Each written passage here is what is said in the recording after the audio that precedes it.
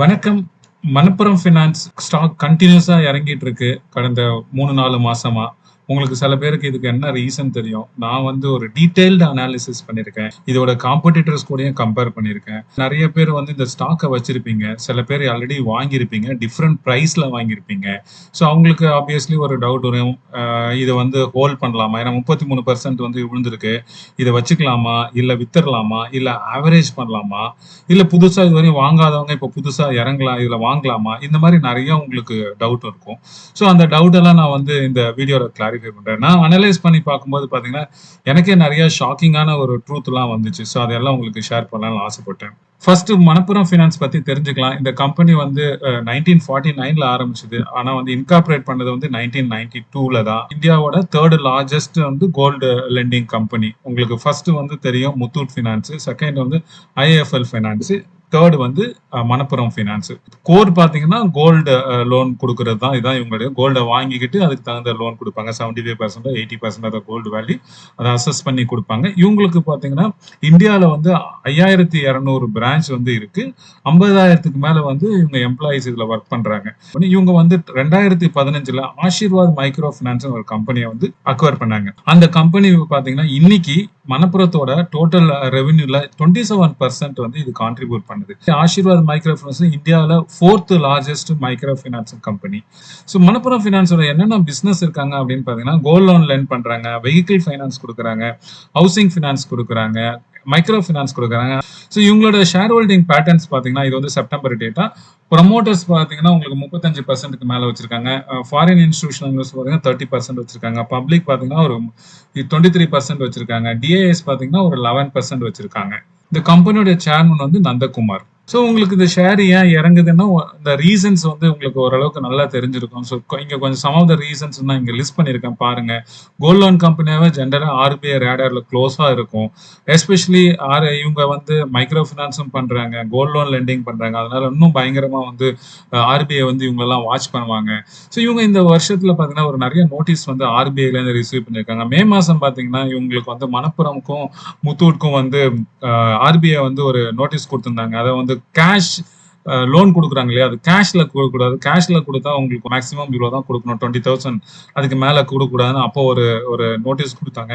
அதுக்கப்புறம் செப்டம்பர்ல பாத்தீங்கன்னா உங்களுக்கு கோல்ட் லோன் கம்பெனிஸ்க்கு ஓவராலா அவங்க ப்ராசஸ்ல கேப் இருக்கு அப்படின்னு சொல்லிட்டு அங்க அந்த ப்ராசஸ் ஃபுல்லா நீங்க அசஸ் பண்ணி ஒரு ஐடென்டிஃபை பண்ணி அதுக்கு என்னென்ன கரெக்டிவ் ஆக்ஷன் எடுத்திருக்கீங்க அப்படின்னு சப்மிட் பண்ண சொல்லியிருக்காங்க 3 monthsக்குள்ளார. ஸோ இதனால இவங்க என்ன பண்ணிருக்காங்கன்னா, அவங்க ஒரு கமிட்டி ஃபார்ம் பண்ணி அவங்க அதை அந்த கரெக்டிவ் ஆக்ஷன்ஸ் எல்லாம் எடுத்துட்டு இருக்காங்க. அக்டோபர் பாத்தீங்கன்னா ஆர்பிஐ மைக்ரோ பினான்ஸ் கம்பெனிஸ்லாம் ஒரு 4 மைக்ரோ பினான்ஸ் கம்பெனிஸை பேன் பண்ணாங்க. எதுலன்னா, ஃப்ரெஷ்ஷா எதுவும் லோன் டிஸ்பர்ஸ் பண்ணக்கூடாது அப்படின்ற மாதிரி. எக்ஸிஸ்டிங் லோனு அந்த கலெக்ஷன்ல எல்லாம் எந்த ப்ராப்ளம் இல்லை, புதுசா மட்டும் எதுவும் கொடுக்க கூடாது அப்படின்ட்டு குயிக்கா இங்க பினான்சியல் காமிச்சிருக்கேன். சோ தட் உங்களுக்கு தெரியும் மணப்புரம் எவ்வளவு பெருசு முத்தூட்டை கம்பேர் பண்ணும்போது இல்ல ஐஏஎஃப்எல் கம்பேர் பண்ணும்போது அப்படின்றது உங்களுக்கு தெரியும். மணப்புரம் இந்த வருஷத்தோட Q1 Q2 Q1 Q2 Q2 results காமிச்சிருக்கேன். அதே மாதிரி முத்தூட்டும் உங்களோட காம்படிட்டர் ஐஏஎஃப்எல்லும் காமிச்சிருக்கேன்.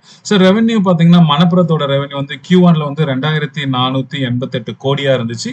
அது Q2ல 2633 கோடியா மாறி இருக்கு. பாத்தீங்கன்னா உங்களுக்கு 3704 கோடியா இருக்கு Q1ல. அதே மாதிரி Q2ல பாத்தீங்கன்னா 4117 கோடியா இருக்கு. ஐஏஎஃப்எல் பாத்தீங்கன்னா Q1ல 2613 கோடியா இருக்கு.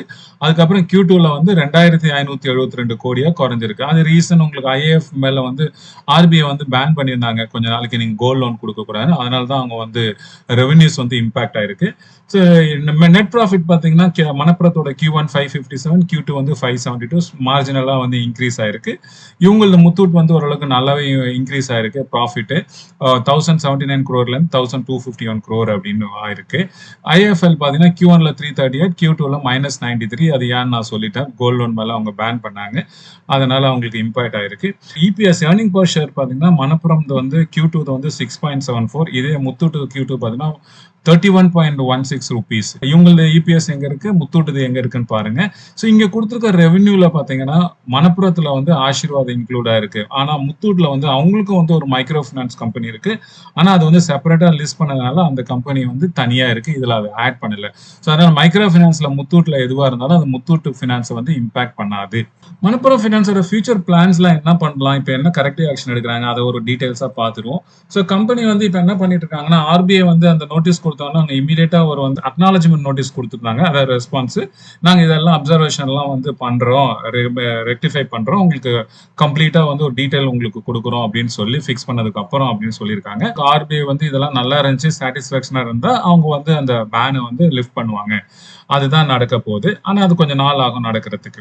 ஸோ இப்போ ஆசீர்வாத் வந்து ஏற்கனவே வந்து மணப்புரம் என்ன பண்ணியிருக்காங்கன்னா, அதை வந்து தனியா ஒரு ஐபிஓவா லிஸ்ட் பண்ணலாம் அப்படின்னு பிளான் பண்ணி செபிக்கு வந்து டிராஃப்ட் இது கொடுத்துருந்தாங்க.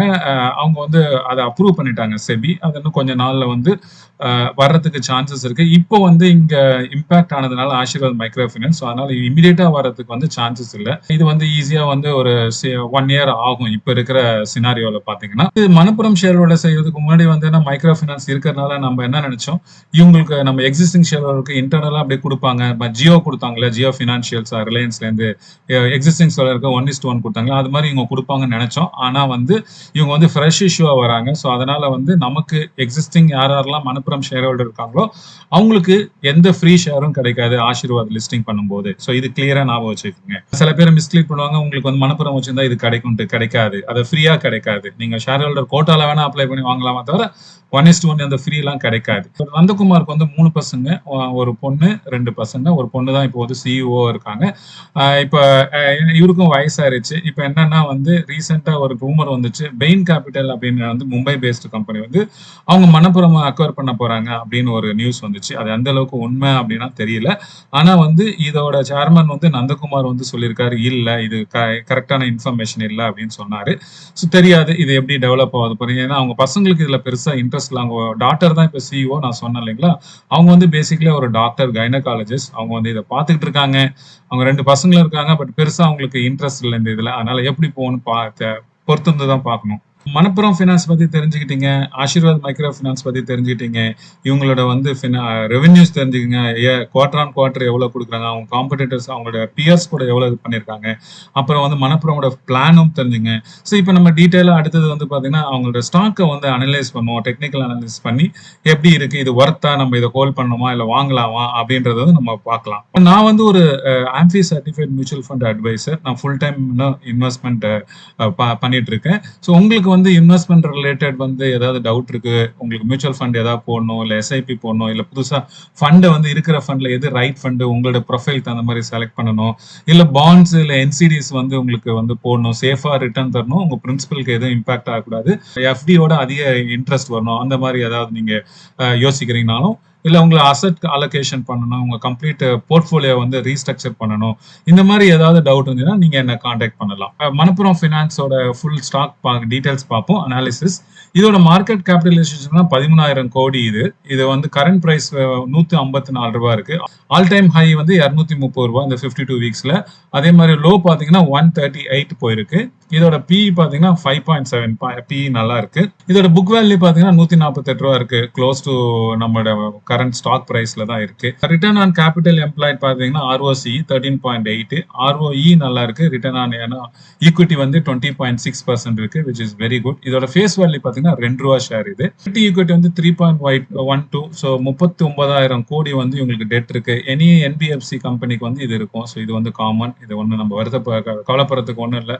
என்ன இங்க வந்து கவலைப்படுறதுன்னா மணப்புரம் ஃபினான்ஸ்ல இதோட ரிட்டர்ன்ஸ் பாருங்க, லாஸ்ட் 3 மந்த்ஸா வந்து ஒரு -25% கொடுத்துருக்கு. அதாவது 25% டவுன் ஆயிருக்கு. 1 இயர்ல வந்து ரிட்டர்னே கிடையாது. 3 வருஷத்துல பாத்தீங்கன்னா -5% கொடுத்துருக்கு. சரி 5 வருஷத்துல என்ன கொடுத்துருக்கோம்னா 5 வருஷத்துலயும் வந்து இது லாஸ்ட்ல தான் இருக்கு. ஸோ 5 வருஷத்துல நீங்க இந்த ஸ்டாக்கை ஹோல்ட் பண்ணீங்கன்னா உங்களுக்கு நெகட்டிவ் ரிட்டர்ன் தான் இன்னைக்கு வரைக்கும் கொடுத்துருக்கோம்.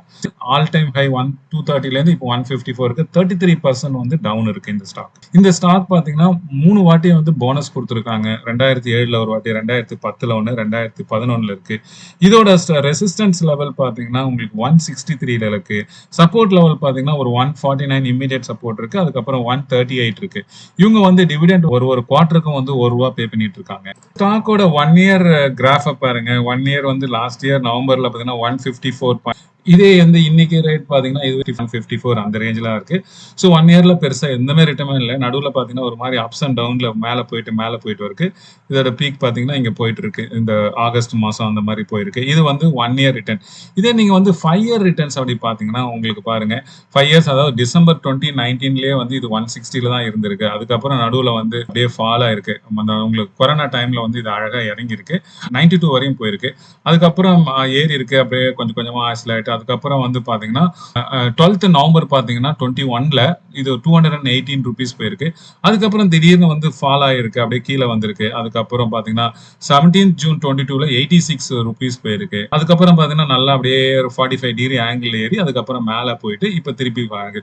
ஸோ நிறைய பேருக்கு வந்து இந்த மணப்புரம் ஃபைனான்ஸ் பாத்தீங்கன்னா இந்த ஆகஸ்ட் 2022ல இருந்து தான் தெரிய ஆரம்பிச்சிச்சு.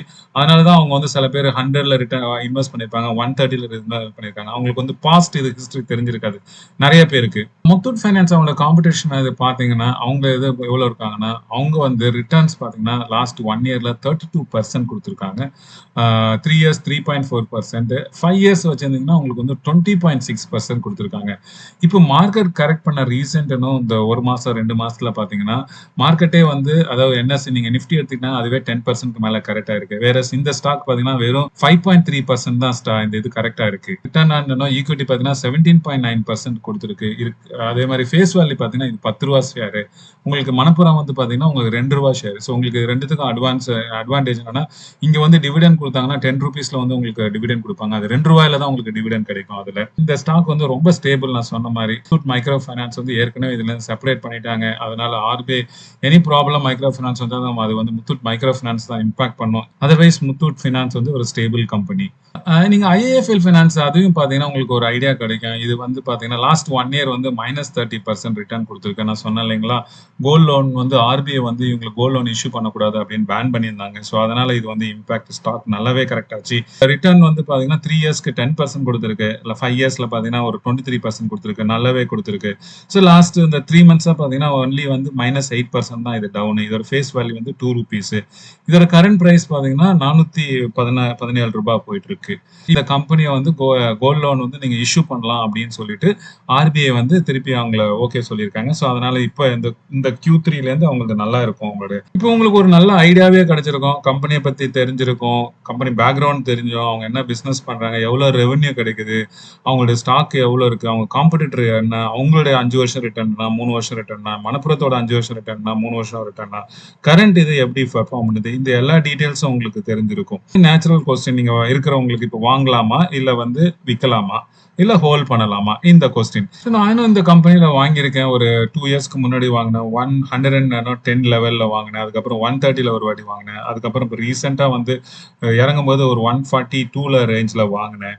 ஸோ இந்த ஸ்டாக்கை வந்து லாங் டேர்ம் வச்சுக்கலாமா அப்படின்னு பார்த்தா என்னுடைய எக்ஸ்பீரியன்ஸ்ல சொல்லுவேன் இது வந்து லாங் டேர்முக்கு சூட் ஆகாது. என்ன ரீசன்னா நீங்க ஏற்கனவே பாத்தீங்க இது வந்து இந்த ஸ்டாக் வந்து ஓரளவுக்கு அப்ஸ் அண்ட் டவுன்ல தான் இருக்கு. உங்களுக்கு 5 இயர்ஸ் எப்படி இருக்குன்னு காமிச்சேன். 1 இயரா எப்படி இருக்கு அப்படின்னு காமிச்சேன்.